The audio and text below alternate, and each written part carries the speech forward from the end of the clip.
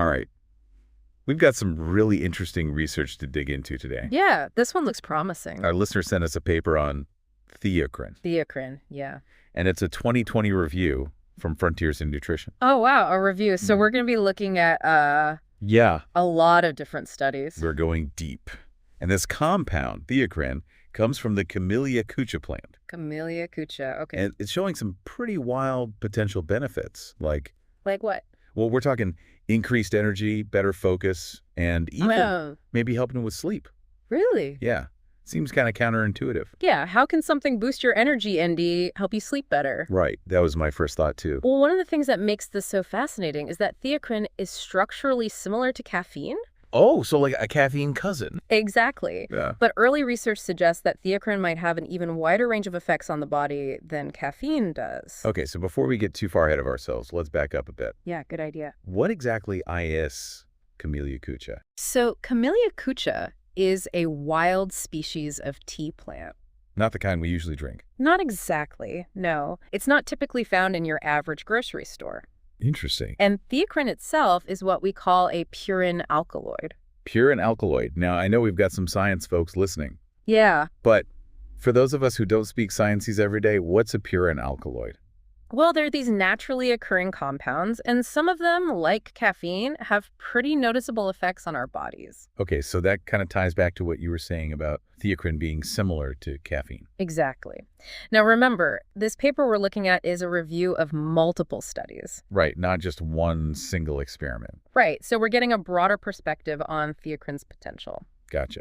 So let's dive into these potential benefits because there seem to be a lot of them. Where should we start?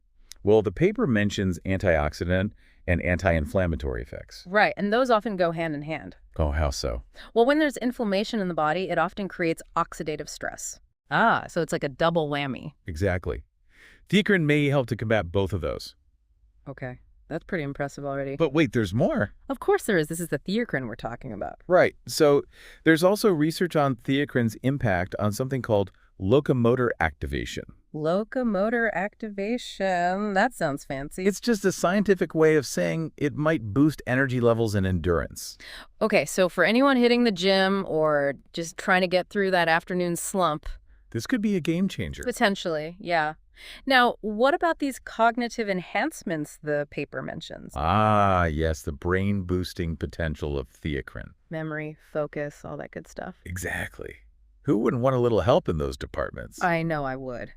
But, and here's where things get a little confusing for me, the paper also talks about theacrine having hypnotic effects. Right, hypnotic effects, meaning it could potentially help with sleep. But didn't we just say it boosts energy? We did, and that's what makes theacrine so intriguing. That's like a biological paradox. It really is. It challenges our simple understanding of how things work in the body.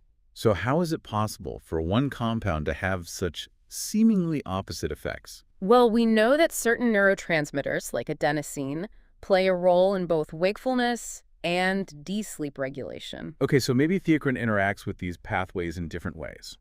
That's one possibility. It could depend on the dose, the time of day it's taken, or even individual differences in how people metabolize it. So it's not as simple as this equals energy and that equals sleep. Nope, it's much more nuanced than that. Wow, theacrine is full of surprises. It certainly is. And there's even more. Some studies have looked at theacrine's role in improving lipid metabolism. Lipid metabolism, and now we're really getting into the science here. Essentially, it means theacrine may influence how our bodies break down and use fats. Okay, and why is that important?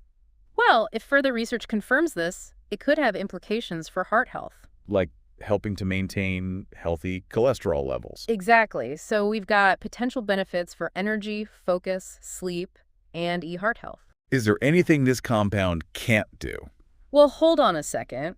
We need to remember that research on theacrine is still in its early stages. Right. It's not a miracle cure. Exactly. And while the findings are promising, they're not all conclusive. In fact, the paper itself mentions some inconsistencies in the research. So more research is needed. Absolutely. But that's what makes this so exciting. Yeah, it's like a scientific mystery unfolding right before our eyes. And it's a reminder that we don't have all the answers yet. Speaking of which, for our listener who sent us down this theacrine rabbit hole, what's the takeaway? Should they be running out to buy theacrine supplements? Not necessarily. I think the key takeaway here is that theacrine is a compound with a lot of potential, and it's worth paying attention to as the research continues. So stay informed and stay curious. Exactly. And don't jump on any supplement bandwagons just yet. Good advice. Mhm. So I'm still stuck on this energy, AD, sleep thing. Yeah, it's a head scratcher for sure. I mean, if theacrine can potentially impact both, Yeah. how might those effects differ throughout the day? That's a great question. It makes you wonder if there might be optimal times to take it for different benefits. Right, like maybe a morning dose for energy and focus, and then a smaller dose in the evening for sleep support. That's certainly a possibility worth exploring. It highlights the complexity of natural compounds and how much we still have to learn. And it's a good reminder that we should always approach new miracle ingredients with a healthy dose of curiosity and critical thinking. Absolutely. We need to look beyond the hype and really understand the science behind the claims. Well said. This has been a fascinating deep dive into the world of theacrine. It really has. Thanks for bringing this research to our attention. And thanks to our listener for sending it in. Until next time, keep those research requests coming. And keep exploring the fascinating world of science. Absolutely. We'll see you on the next deep dive. See you then.